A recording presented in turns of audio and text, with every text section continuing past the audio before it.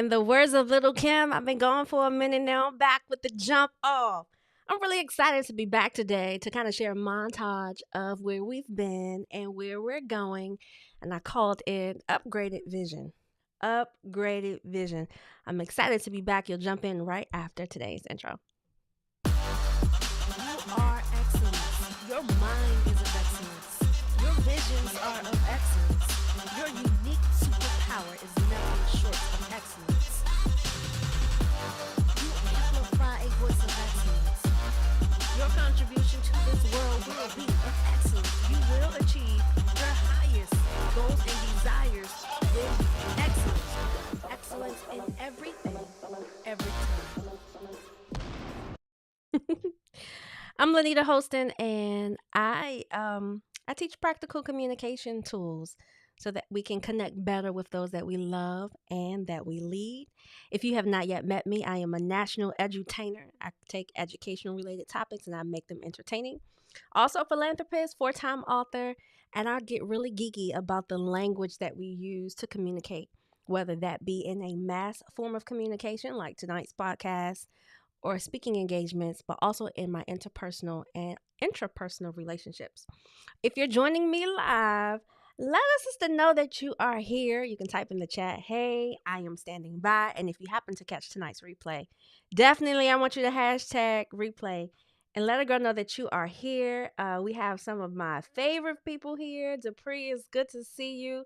I feel like it's like, I want to say Happy New Year, but we've been well into first quarter, so it's not appropriate to say that. It's so good to see you, Walter. I'm looking forward to tonight's show as well. I got a special treat for you guys. And one of my favorite people in the whole wide world is watching. Hey, JP. So good to see you. And I know you're excited to see me back live. JP is a big part of why I even live stream. So I'm sure he was looking for me. He was looking in the streets. He probably thought I wasn't going to come back, but of course I was. Of course I was. So listen, I took a 2.5 month sabbatical starting in late November. Oh my gosh, that's a long time. Because I wanted to assess where we were going as a team. And I wanted to assess where God wanted me to go. And tonight I just titled tonight's topic, which is really a kickstart, but that's boring. So I had to call it Upgraded Vision. Because a vision is kind of like your I must say the lens in which you see the direction God is leading you. And it's a concrete, I would say, pathway into making the steps towards where he's guiding you. And I'll be honest and say that when I started this journey 10 years ago, I didn't have a vision. I was just really good at what I did. And I'm having to backtrack that by upgrading my vision and really depending on God. So look, this is me. I was in my early 20s when I got started in this work. I used to travel the state of Maryland. I used to do workshops, keynotes, presentations for middle school groups. And when I would finish, people would line up. They would ask for my card. They want to hug. They want to talk because something resonated with them when we were connecting. It always took me an additional hour and a half to finish after I finished an event. It was very obvious that I was gifted in the form of verbal communication. I've been very gifted to use words. I've been very gifted to strengthen relationships with simply words. That is not a surprise, as you probably know. But what I always struggled with was where I was purposed to do. So what I ended up doing was I joined a speaker's agency and I adapted my messaging to be buyable. So I wrote a book called The College Strategy because I was told that, colleges and universities pay for speakers, and they do. That's very true. I got really good at that, dominated in that industry, traveled the country to several college campuses. They're probably my favorite type of event to do. Absolutely love it, inspiring first-year students, student leaders, and staff development who oversee those student leaders like Greek Life, Student Association, SGA members, orientation leaders, RAs, resident assistants. I would say it's easy money.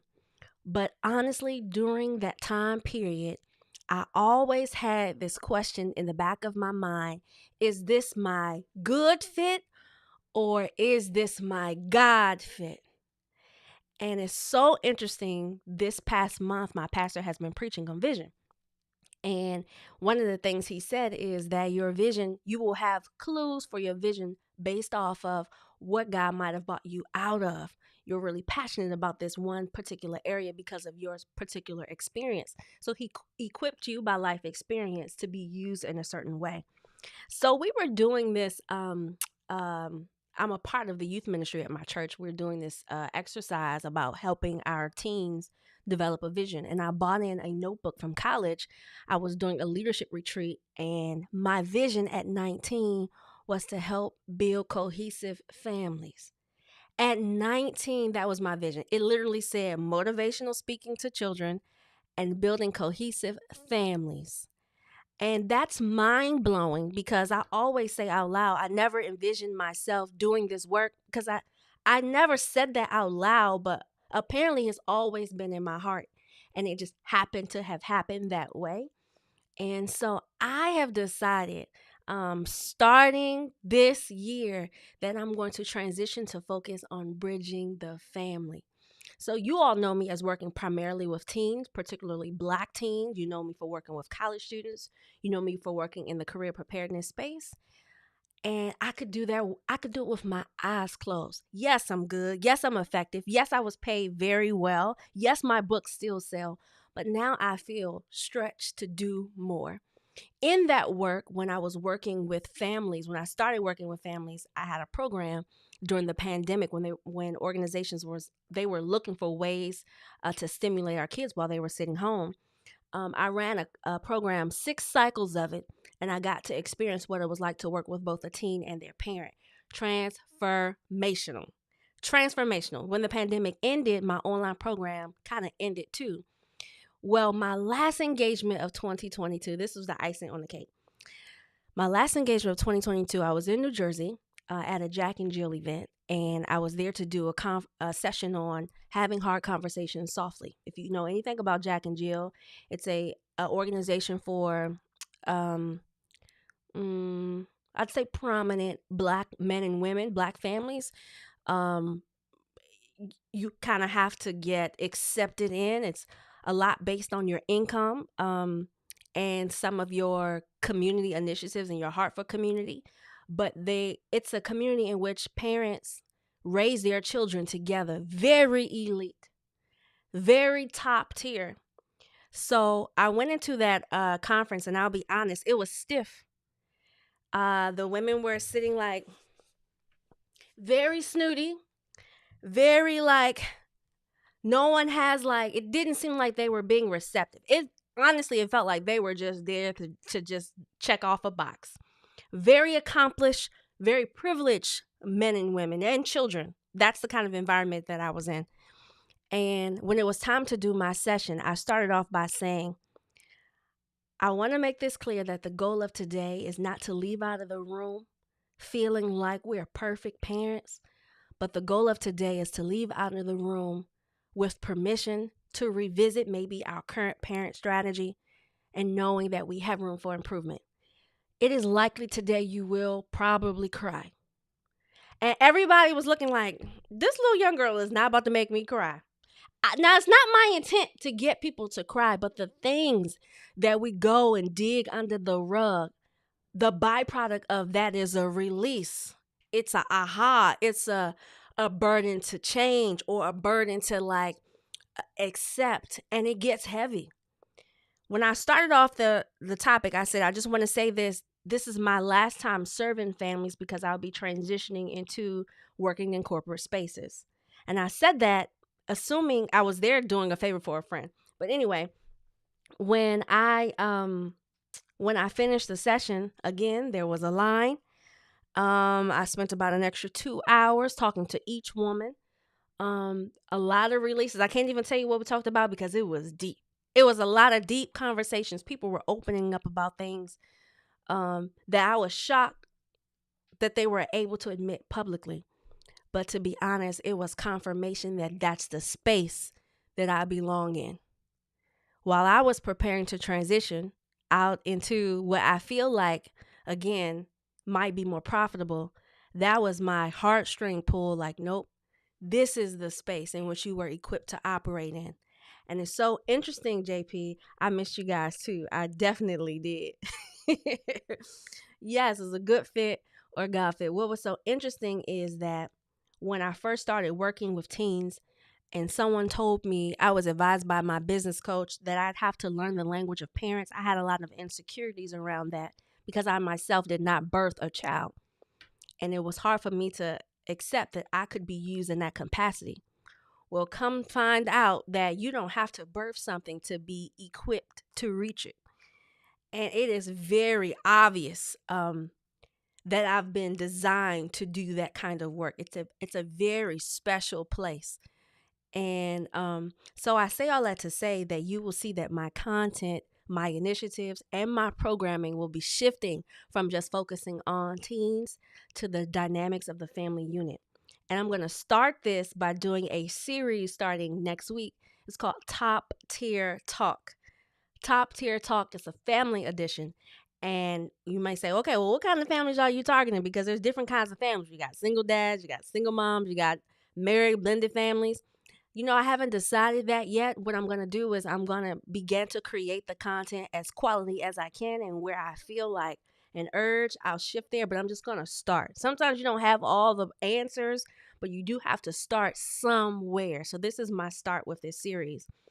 The goal is that if you have a child in between the ages of middle school and high school, and even an adult child, but starting at the middle school age, you're being not only sensitive, but receptive to the types of words and the quality of dialogue that you're having with them. I define top tier as like an A plus in a grade setting. Top tier is like creme de la creme. It's the highest, most supreme value. So when I say top tier talk, I mean your highest quality of effort of dialogue that you're giving to your families. And that is what the series is going to unfold. I ain't going to tell you what we're going to be talking about, but it's a 4-part series that will start again next week. And again, if one family dynamic, the family unit shifts from not being able to talk, not being able to feel open, shifting from an unsafe space to a safe space, shifting from putting aside pride and putting aside maybe past hurt. If one family shifts from that and they begin to develop a sense of cohesiveness and a sense of love and forgiveness, then I have done my job. I have done my job, and that's exactly the direction that we're going in. Hey, Tony. Hey, Tony. Thank you for joining us. I'm excited that you were able to catch me live tonight as well. And again, I was just sharing the new direction that we're going in. So you know me for working with teens. I now want you to know me as for working with the whole family unit. I always feel like there's a domino effect in this work. So you would, if there's a focus on development, if you have children or inside of the home, let's say you don't have children, but you have older siblings, that's a family unit too. So a family doesn't necessarily have to include children. But if a household is nurturing a person whom is rising to transition into life, the more we're able to help them paint a canvas of strong sense of identity, strong communication skills, and a very keen sense of self, then they transition into the world displaying that and attracting that. So they start making those kinds of relationships, platonic and romantic. And then they multiply that. The domino effect, my ultimate vision is that we would start seeing men and women who rise their chest with a sense of what I would call self-excellence. It's the highest value of self that you want to operate seeking your highest potential. That's my ultimate vision. And the goal to get there is by impacting one family at a time. And so that is the goal. I am very nervous, to be honest. I don't feel like I have all of the puzzle pieces. I never felt like I had all of the puzzle pieces, even when I began this work in 2013. So I am operating on the same faith that I had then. I'm going to operate with that same faith now. And those of you who've been along the journey, who have watched me transition from being 22, 23, working with kids, working for free inside of church groups, local workshops, community-based organizations, you watch me transition into working in the college space, being in front of white people, to be honest, because that is really when I would say people started to value my work when they saw that a person opposite of my skin would buy my service. Um, and transitioning into, you also see me transition into professional workspaces as well last year with our government contracts. So you've seen me evolve. Thank you for being on the journey with me. I'm excited and nervous, but my only ask is that if something resonates with you, um, if we're working or talking through something and we have content and episodes and you're like, man, someone needs to hear this, I only ask that you share it. That is it. I ain't trying to get your money. This ain't about anything other than sharing to impact others who happen to come across. So if you're wondering, nothing has changed. Nothing has changed in how I'll be serving. Next week, we'll start our top tier talk, the family edition. So there are 3 ways, again, that you can always work with me. This has not changed. You can hire me to come in to speak. And a lot of the topics that I've been teaching on, they've always been relevant to families, but I've never modified them to target that. So now I'm just saying that. You can also bring me in to do trainings. A lot of organizations who lead family groups or family-oriented organizations like Jack and Jill, foster care agencies, family service agencies, social service agencies. Those are great partnering opportunities. And if you have an organization or nonprofit and you work with families, maybe your goal is to improve the family unit, help better build tomorrow's future. If those goals align with my vision, that would be a great opportunity for a partner programming initiative. And that just simply means we will be working together for a more long term, which would be a minimum of 3 months with a particular outcome that we would devise together. Typically, that's a combination of virtual and in-person like programming. Programming can be workshops, keynotes, deep dives, panel discussions, but we will be creating that together. So again, those are the options in which we can work together, because people always ask like, oh my goodness, like what do you do? So now I am arming you as my family. I call you my digital tribe. Those are ways in which we can work together. Thank you, Tony. I appreciate that. I am blessed that you are inspired by the work that I've been purposed to do. And I always say there's like absolutely nothing magical about me. I promise you there is not. I just decided to trust God with what he's given me, finally, after all these years. And I pray that you will also surrender that same kind of like, okay, I can do this too. I can do this too. That is the goal. Walter says, great new direction. I'm excited to see how God has shared this critical information on families. Absolutely. I'm excited too. Y'all in it for the ride. That is what I prepared tonight, and that is what I would call my upgraded vision. I always say you have insight. That's the ability to evaluate a set of information based on the information that you currently have without you having to do something. And then you have hindsight after doing something for a specific amount of time or after completing a task or project. Then you can evaluate what was done. And then you have foresight based on your current insight, what you did, now casting a vision for where you're going forward. And that was what we call foresight. And I feel like my upgraded vision is a combination of using those past 10 years in hindsight, and then actually like maturing in my spirituality. That gave me a stronger sense of foresight. So the upgraded vision is that the goal is the family unit. I always feel like language is so powerful. It's literally like having surgery on your eyes, ears, and hands so that you can effectively reach the people that you love. Like surgery. That's it. Your words are like surgery. Surgery repairs, it heals. Sometimes it extends life. Your words are just like that. And so it's just my job to help you use those words to help you connect better with those that you love and those that you lead. I appreciate those of you who caught me live. We had some technical difficulties today. I'm not sure if we're streaming on Facebook.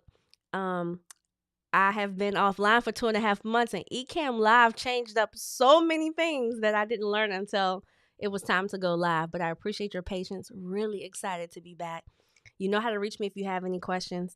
And I'll see you next Tuesday, 8:30 p.m. Eastern Standard Time. I love you. There's absolutely nothing you can do about it. You are excellence. Your mind is of excellence. Your vision visions are of excellence. Your unique superpower is nothing short of excellence. You amplify a voice of excellence. Your contribution to this world will be of excellence. You will achieve your highest goals and desires with excellence. Excellence in everything, every